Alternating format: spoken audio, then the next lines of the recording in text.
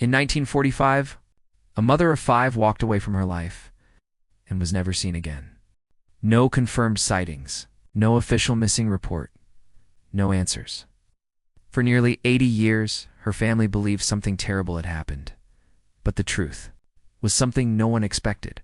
Welcome to Case Files of the Missing, where the search for answers does not end with time. Please like, comment, and subscribe. This is the story of Mary Jane VanGilder, a woman who disappeared during World War II. It became one of Ohio's longest-running missing person mysteries. For decades, investigators considered every possibility: an accident, a hidden identity, even an unknown burial. But in 2018, one phone call reopened the case, set in motion an investigation that would finally uncover what happened. Mary Jane VanGilder was born in West Virginia.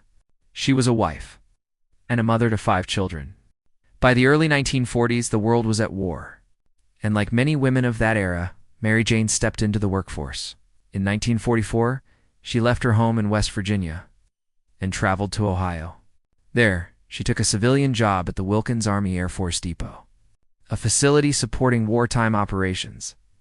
But behind the surface of this new beginning, her personal life was changing. While in Ohio, Mary Jane filed for divorce from her husband.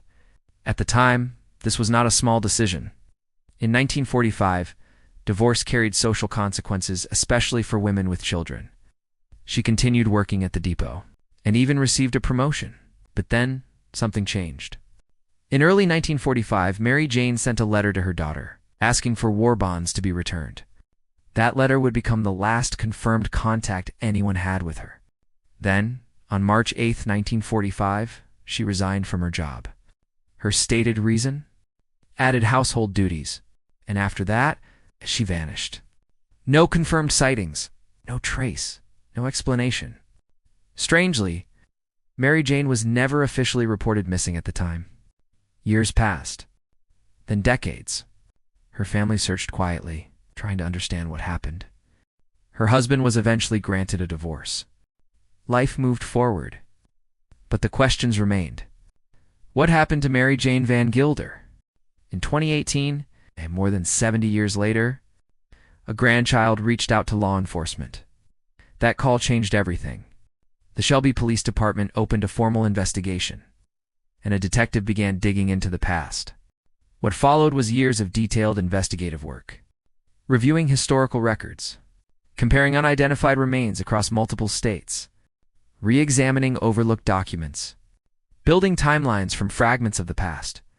At one point, investigators even explored whether Mary Jane could be an unidentified Jane Doe, but none of those leads matched.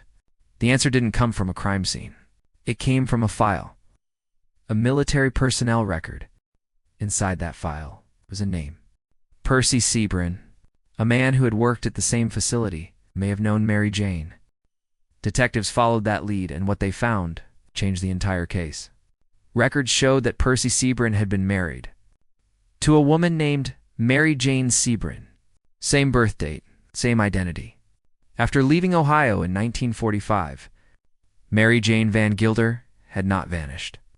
She simply started over. A new name, a new life, a new family. According to investigators, Mary Jane made a decision. She left her previous life behind, including her children, and built a new one elsewhere.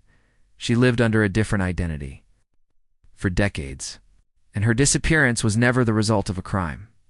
It was a choice. As investigators worked to finally understand what happened to Mary Jane VanGilder, something unexpected surfaced.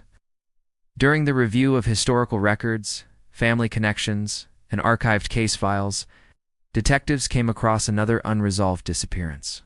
A name that had quietly existed in the background for decades: Albert Frost.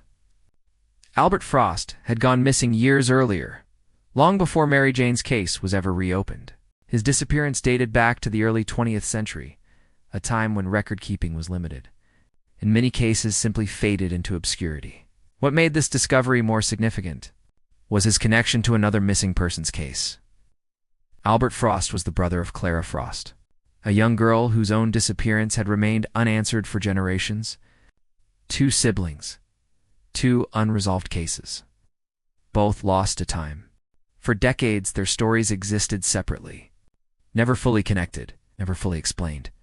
The resolution of Mary Jane VanGilder's case did more than close one chapter. It reopened others.